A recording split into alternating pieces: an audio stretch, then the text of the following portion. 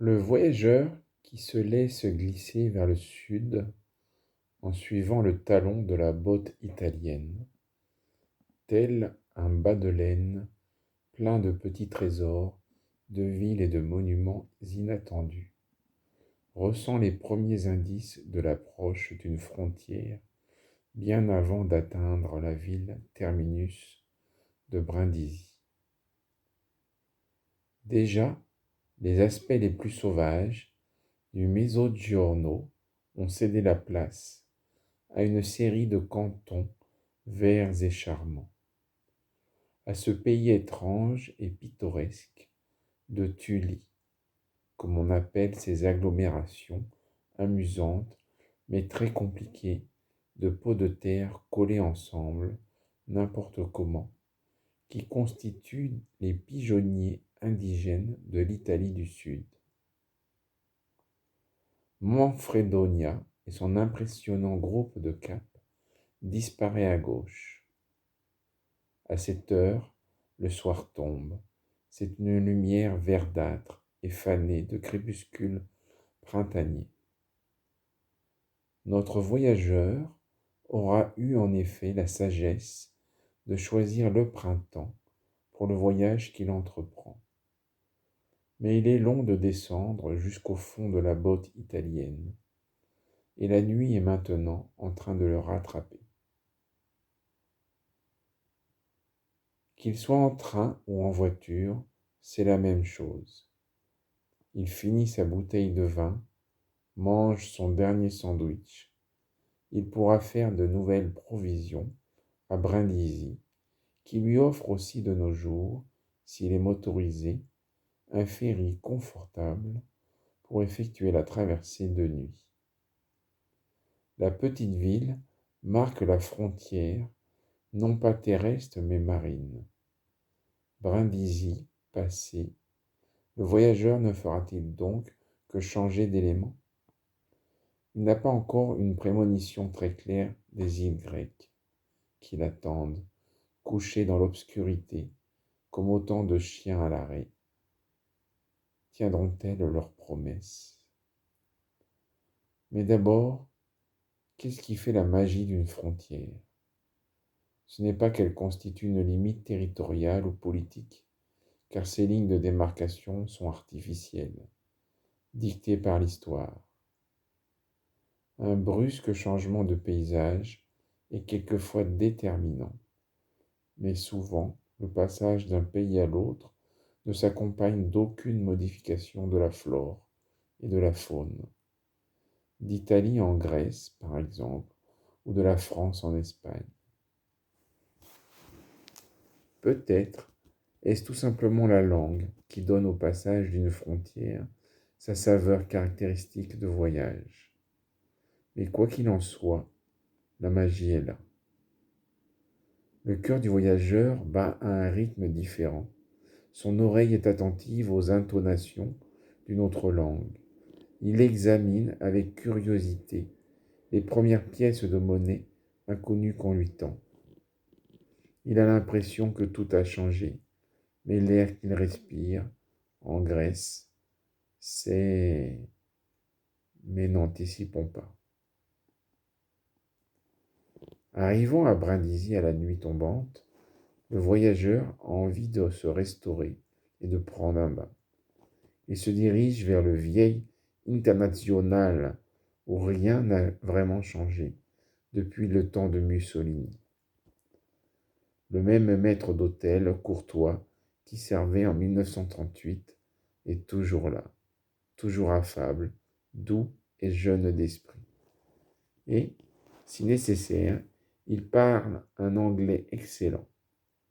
Le voyageur quitte un territoire national dont César fut jadis le héros suprême, pour un autre, dont le guerrier, qui ressembla le plus à César, par son mépris des frontières et son insatiable soif de conquête, fut Alexandre le Grand. Cela ne fait guère de différence, direz-vous. Grand franchissement de frontières, grands franchisseurs de frontières l'un et l'autre, prêts à brûler leurs vaisseaux à la moindre goutte qui fait déborder le Rubicon, Ils avaient été néanmoins précédés, tous les deux, par des héros plus anciens. L'orgueil du jeune Alexandre, qui se prenait volontiers pour un dieu, avait dû se trouver sérieusement rabattu lorsqu'il avait trouvé au fin fond de la City une inscription concernant les exploits du plus grand que lui, la reine Séminaris. La poésie de ce texte commémore de telles aspirations secrètes. J'ai gouverné l'empire de Nissos, qui s'étend à l'est jusqu'à l'Indus, au sud jusqu'au pays de l'encens et de la myrrhe, au nord jusqu'au peuple sasse et scodien. Nul Assyrien avant moi n'avait vu la mer. Or j'en ai vu 4, dont nul ne s'est approché, tant elles sont lointaines. J'ai fait couler les fleuves selon mon bon plaisir, et dirigé leur cours vers les lieux où l'on en avait besoin. Avec mes fleuves, j'ai arrosé les déserts. J'ai bâti des forteresses inexpugnables. Avec des outils de fer, j'ai ouvert des routes à travers des rochers infranchissables. J'ai ouvert ces routes pour mes chars, en des lieux où même les bêtes sauvages n'avaient pu passer jusque-là. Et pourtant, parmi tous ces travaux, j'ai trouvé du temps pour le plaisir, j'ai trouvé du temps pour l'amour. C'est du moins ce que dit Paulien. Les lumières du port clignotent dans l'obscurité, et il y a le frisson et la vague rumeur du trafic maritime, et la brise légère qui a l'odeur du large. On ne peut pas monter à bord avant minuit. Alors on passe le temps en faisant une patience ou en lisant. On se demande tout ce qu'attend quand on aura traversé l'eau et que l'on abordera à l'aube à Corfou. Si l'on sait un tant soit peu de grec, on essaie de se rafraîchir en jetant un coup d'œil sur sa méthode pour y trouver les mots dont on risque d'avoir besoin le lendemain. Mais c'est possible aussi.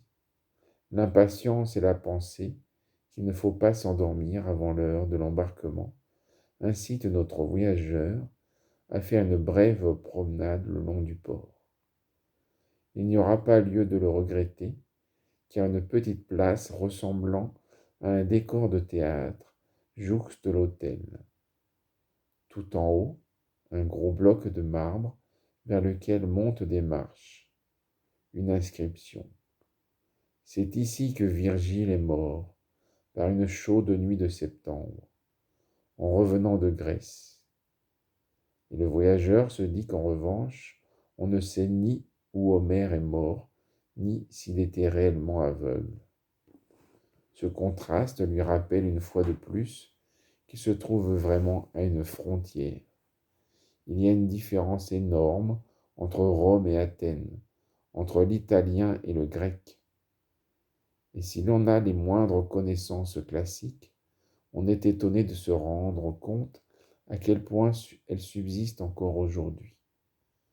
D'un côté, une Italie toute de finesse, et souvent jusqu'à la préciosité, caressée et apprivoisée par ses habitants, qui en ont tiré toute la suavité formelle. De l'autre, ce jardin sauvage qu'est la Grèce, où tout tombe en ruine, le violet, la verticalité, la poussée vers le ciel, un pays non domestiqué. Que l'on pense à l'Italie romaine, la nature y est toujours l'épouse, la muse et la nourrice, tandis que pour la Grèce classique, elle était quelque chose de sauvage, quelque chose de terrible et d'entier, une maîtresse et une déesse sans merci, tout à la fois. Les héros de tout temps y ont été différents. Le voyageur assiste à la traversée d'un pétrolier qui jette l'ancre, et pendant ce temps, il se demande s'il va trouver dans la Grèce moderne des traces d'Ulysse, le héros de jadis. Voici presque l'heure de partir. Montons dans le bateau.